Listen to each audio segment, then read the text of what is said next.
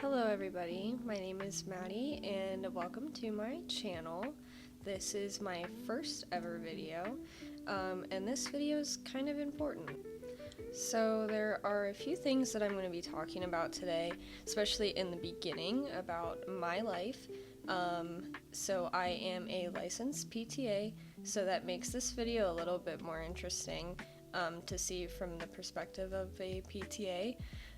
So I recently just had hip surgery on my left hip. I'm about 14 weeks out now. So this video is really just like a recovery video, showing what I do for my recovery right now, until I can actually start to do more. So I had 3 major diagnoses.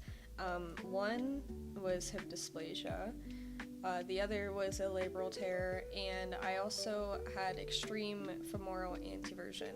I will get into what all of that means, but 2 of those diagnoses could have been diagnosed when I was a lot younger than 21, but unfortunately I did not get that. Hip dysplasia is essentially when your acetabulum of your pelvis is too shallow. So, for instance, if the normal acetabulum is like this, and the head of your femur sits in like this, mine was kind of like that. So it caused a lot of instability and issues within that, especially with me growing up. As I was growing up, I did play sports, so I really never noticed it except for I would have some hip pain, but I was never diagnosed with these diagnoses until later. On to the second one, which is femoral anteversion. So femoral anteversion is essentially just the angle that your femur sits. So if it's anteversion, it's more inward, and if it's retroversion, it's outward. So the normal range for anteversion is normally 8 to 14 degrees. Mine was 47-ish, so I was extremely anteverted. And then the third and final was my labral tear. So the labrum is a ligament that pretty much acts like a vacuum seal for the hip joint. And due to all the other things going on, it caused my labrum to tear. Now, with that being said, I had to have all 3 of these things fixed all at once. So it was a very in-depth surgery, a very long surgery, and it's a very long recovery. The procedure that I had done to fix my hip dysplasia is called a periacetabular osteotomy, or a PAO. It's essentially where they cut out the acetabulum that I was talking about, so the part that kind of sits like this on your pelvis. I'll insert a picture here. So this picture is my actual x-ray from 6 weeks post-op. You can see in the circle, that's where they actually cut my acetabulum. At the bottom, you can still see the healing that needs to be done. And then at the top, that's where they nailed 4 nails in my pelvis. So that's what they do for that. And then for the femoral anteversion, it's called a femoral derotational osteotomy.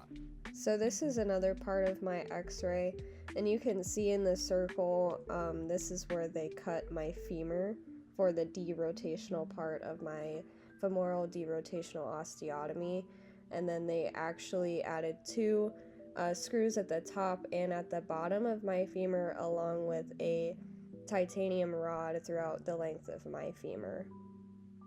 So it's pretty intense. On to the exercises. So these first 4, I'm doing what's called a 4-way hip. So it consists of hip flexion, as you can see in the first exercises, and then I move into hip abduction, and then I go into hip extension, and then finally hip adduction.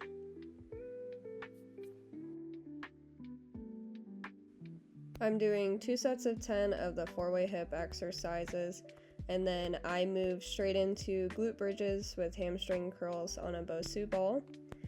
These are not very easy.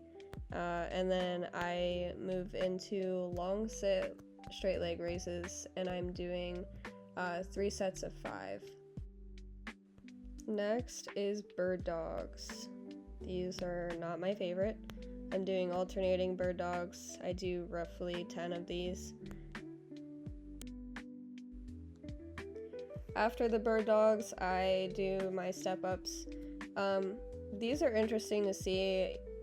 From the posterior view, you can tell that I am still compensating, but with my trunk at least, because I am still just not that strong on my left side. Following my step-ups, I am doing hip cars. So for those who don't know, hip cars is called controlled articular rotations. So it's this motion, so it's hip flexion, abduction, external rotation, internal rotation, adduction, and extension. I'm doing 3 on my left, and then I will switch and do 3 on my right. It is a lot harder to do my right side when standing on my left. As you can see, I'm struggling to keep my left extended, and that's just solely because of the strength that I don't have currently.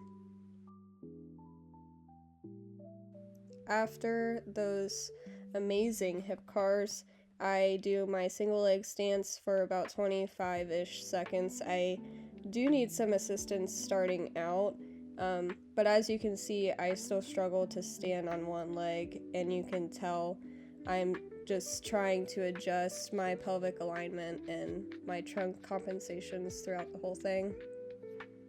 Moving on to leg press. So I have to do assisted leg press. I cannot do single leg press at this specific leg press. The plate itself is still just too heavy for my left leg. But then I do a double leg press, and I added 10 pounds. So for these, I'm doing 2 sets of 10-ish.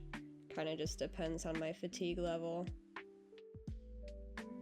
And I'm finishing off with some leg extensions and hamstring curls. For these, I'm just doing 10 pounds because I am doing single leg. I have since moved up in the world. I have been doing 15 pounds, but this machine did not allow that, so 10 pounds it is.